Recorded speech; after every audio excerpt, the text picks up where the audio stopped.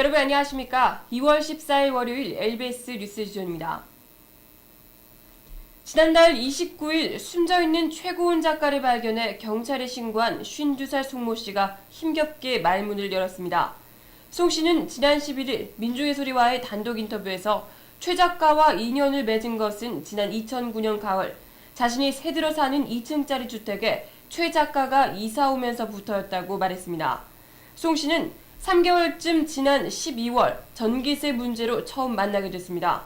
송 씨는 최 작가가 요즘 돈이 없어서 전기세를 못 드렸다고 전해왔다며 그녀의 방안을 둘러보니 밥을 잘 안 해먹는 것처럼 보였고 쌀도 떨어졌다고 하길래 쌀과 김치를 조금 가져다 줬다고 밝혔습니다. 그러면서 딸 같은 아가씨가 안쓰럽게 살고 있다는 생각이 들었다고 회상했습니다. 쌀과 김치를 부탁하면서도 최 작가는 송 씨에 대한 감사의 마음과 자신의 삶에 대한 의지를 잃지 않았습니다. 송 씨는 최 작가가 2월에는 돈이 생기니까 꼭 은혜를 갚겠다고 전해와 그녀에게 돈 생기면 병원 가서 치료도 받으라고 했다며 울먹거렸습니다. 덧붙여 송 씨는 언론에서 집 주변 사람들은 뭐 했느냐고 보도한다며 없는 형편의 아가씨를 도와주려고 노력했는데 인정사정 없는 사람으로 몰아가는 것이 속상하다고 말했습니다.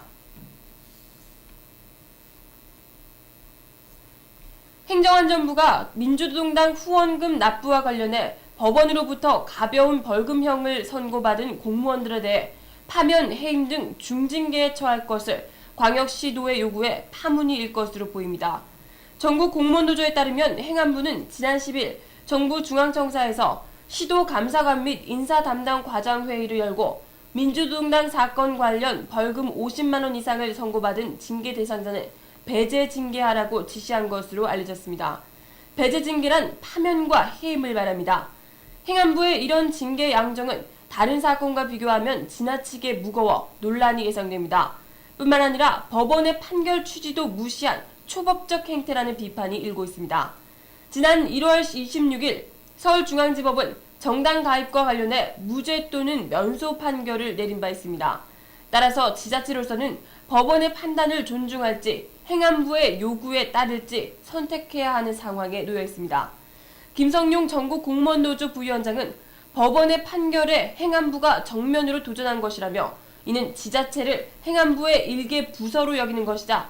나중에 문제가 발생하면 책임을 떠넘기려는 무책임한 태도라고 지적했습니다.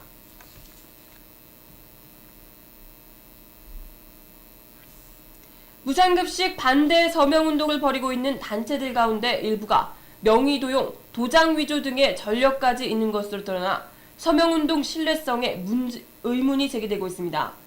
복지포퓰리즘 추방 국민운동본부에서 주민투표 청구운동을 벌이고 있는 국가정체성 회복 국민운동협의회는 한국자유총연맹, 뉴라이트 전국연합 등 109개 보수단체로 구성된 조직입니다.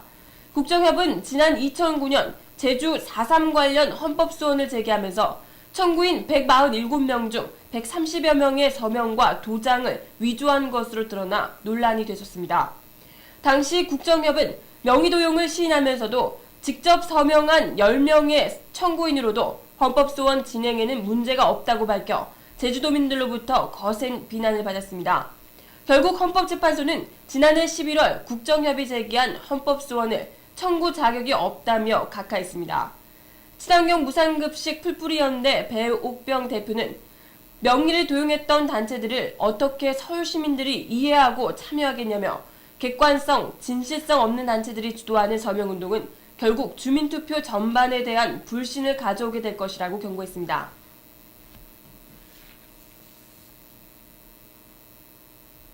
이정희 민주동당 대표가 민주당 내에서 4.27 순천 재보선 무공천 논의가 이루어지고 있는 것과 관련해 말만 있는 연대와 당내의 논의를 넘어선 결단과 실천이 이루어져야 한다고 강조했습니다.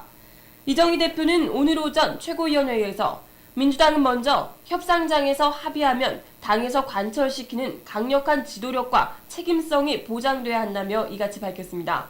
이 대표는 이달 초 민주당의 4.27 재보선 연대 연합 논의를 위한 야당과 시민사회단체 대표들 간 긴급회동을 제안했던 점을 강조하며 민주당에서는 아직 답이 없다고 질타했습니다. 또한 이 대표는 야권연대 원칙론을 넘어서서 이를 실천으로 책임지려면 먼저 4.27 재보궐선거를 전역에서 승리하기 위해 야권연대를 성사시키자는 큰 틀의 합의를 대표들이 모여서 해야 한다고 강조했습니다.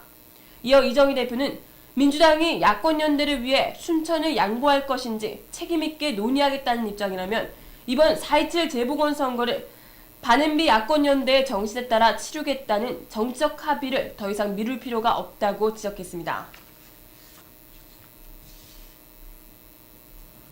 30년간 이집트를 집권해온 독재자 호스니 무바라크가 전격 퇴진한 후 권력을 넘겨받은 이집트군은 의회를 전격 해산하는 등 정치개혁 절차에 들어갔습니다.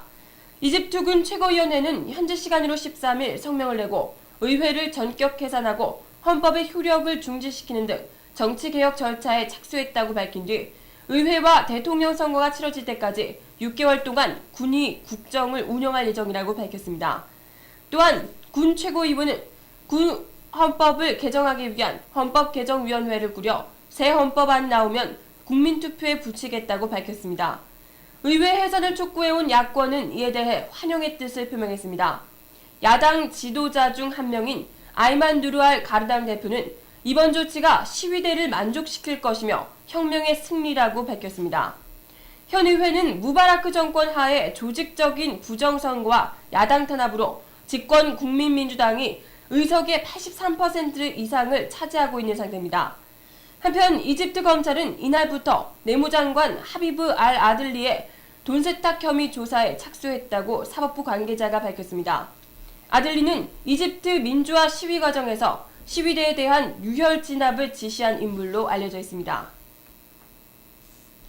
튀니지 제스민 혁명에 이어 이집트에서도 정권 교체의 꿈이 실현됐습니다. 아무도 가능하리라 믿지 않았던 30년 독재를 무너뜨리는 일을 가진 것 없는 사람들이 이뤄낸 것이죠. 민중의 힘이 얼마나 대단하고 무서운 것인지 새삼 깨닫게 됩니다. 부디 이 타산지석의 교훈을 국민들뿐만 아니라 이명박 대통령도 똑같이 느끼셔야 할 텐데요. 2월 14일 월요일 ABS 뉴스지를 마칩니다. 내일 뵙겠습니다. 정인이었습니다.